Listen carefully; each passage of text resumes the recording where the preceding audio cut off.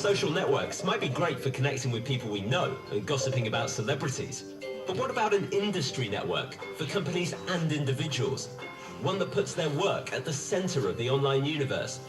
Creativepool is a new way of networking where it's all about the work. As a company or individual, you can create a profile to showcase your work, promote your services, broadcast news, and win new business. It's all about the work you share. You can link projects to agencies, clients, suppliers, brands, and the individuals involved. Sharing the work with the world beyond your profile and followers. Creativepool is a vast universal resource at your fingertips, where you can build inspiration pools, find and follow other members, and expand your professional network throughout the creative cosmos. It's a whole new world, where companies and individuals are linked like no other network. Creativepool. It's all about the work.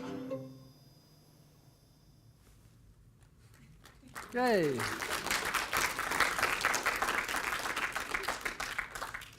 Good. Good evening, everybody. My name is Michael Tomes. I'm the MD of Creativepool. I hope you're all enjoying your evening. I'm going to take you through a bit of a background about the new version of Creativepool and why we consider what we have built to be the next big thing in the digital space. Basically, what that really means is I'm the fill-in before Rory. So let's start at the beginning. I came to the UK in 1999. And shortly after arriving, I ran into a phenomenon. That phenomenon was the recruitment consultant. We didn't have recruitment consultants in New Zealand at the time, so the idea of having to talk to somebody about a job who wasn't the person who actually had the job was, for me, a pretty weird thing. It didn't make any sense. Why did I need to talk to somebody about a job when they weren't going to hire me? The idea for removing this barrier is what made the first version of Creativepool. The idea was to create a network. This is the first version of Creativepool. A network where you could showcase your portfolio. A network where you could describe your skills and let companies use the site to find you and each other. That's version 3. That's current version. The original premise of Creativepool hasn't changed, but the digital landscape has. And we have invented a unique way of achieving this. But before I go through this with you, I want to share with you a couple of stories about the thought process behind the new version of the site.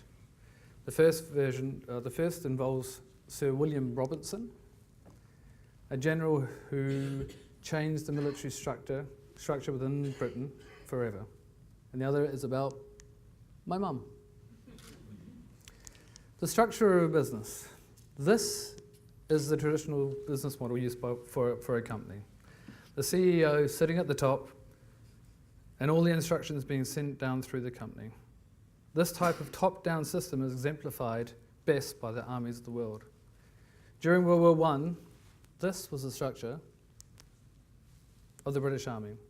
This set up the chain of command. Orders went one way, down. And the decisions and directives were from the top, and they were explicit. The guys at the top would give you specific objectives, and at each level they were carried out with military precision.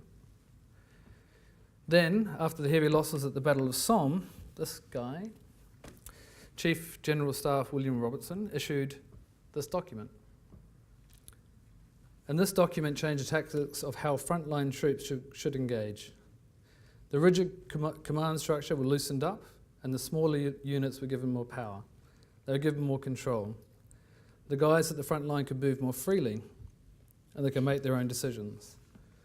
They were encouraged to use their own intuition and initiative, and rather than being given rigid orders, they were given objectives to achieve.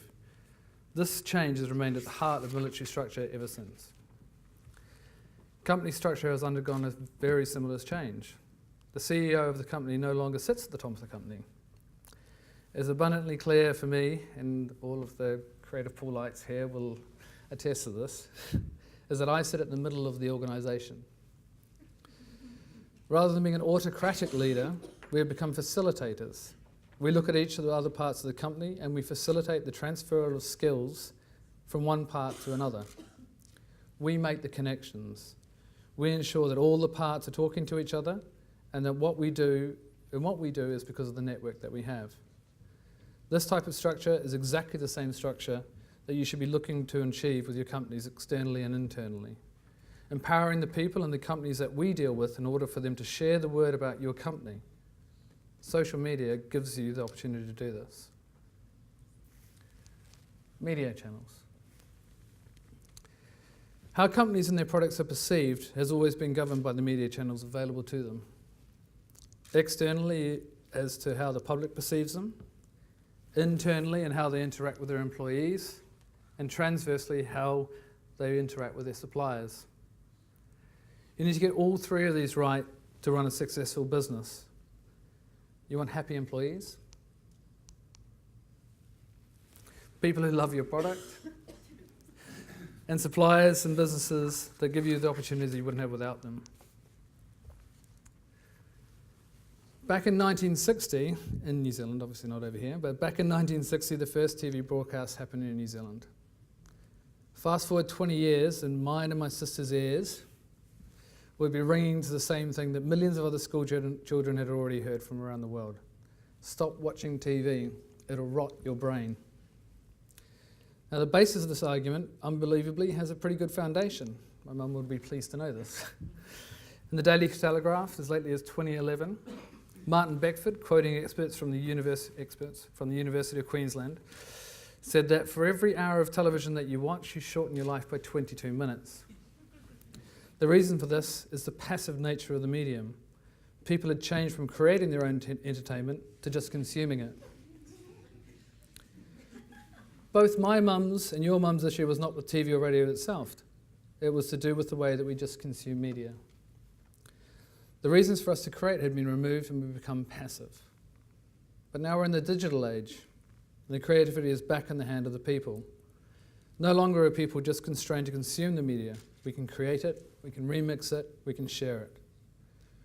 We have devices that we can carry in the back of our pockets that have almost unlimited power to create. Devices that we can hook up to the internet, and with social media ingrained within them, we have media channels to distribute it and to publicise.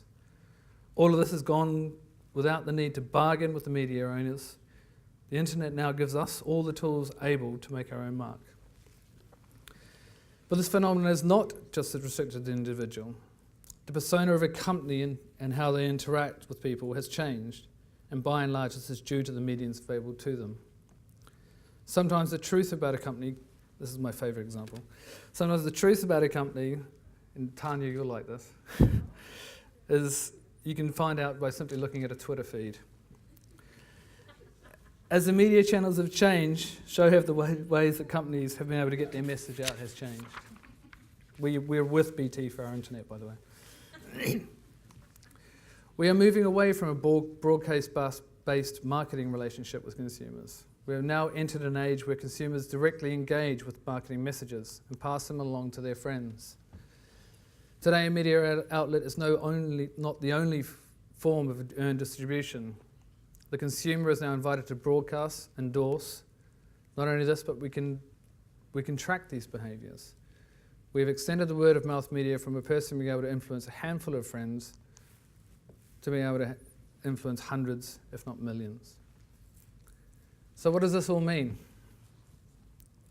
So we know that the structure of a company has changed, and the way that we get our message, I'm behind myself, and the way we get our message out has changed. How can we have some resemblance of control where there seems to be none? We know that we need to engage with social media. We need to embrace digital. We need to be more open with what makes us up as a company and how we work, who works with us, and who we work with. We need to empower our employees, suppliers and clients, and let them shout out that they are proud of where they work, of who they work with, and that they like our companies. We need to turn everyone that touches our company into a brand evangelists. I met that kid, by the way. Recommendations and word of mouth have long been seen. That was me in an earlier time, yeah. Recommendations and word of mouth have long been seen as the most powerful tool in the marketer's arsenal, and this has now been supercharged. The best candidates for your church are the people that work for you and the companies that you already deal with. Brand evangelists can come from every touch point that your organisation has. Suppliers, public, clients. But to get them to shout about your company, you need to share. You need to get your work out there and be transparent and proud of who you work with and what you do. Encourage people and companies to follow your work. Let people know who your suppliers are and that the people who worked on your specific project. Let them shout about you. It is exactly this that the new Creativepool gives you the power to do. Upload your work. Link it to the people and companies involved. Get them to link to their own pages. Get companies and people following your work, interacting with your work, sharing your work, recommending your work to their networks and their followers. Embrace the power of digital networks and all those involved. Be open, be transparent, and interact. It is this open and shared responsibility that helps everyone who's associated with your organisation broadcast about how great you are. Creativepool is a place that you can do that.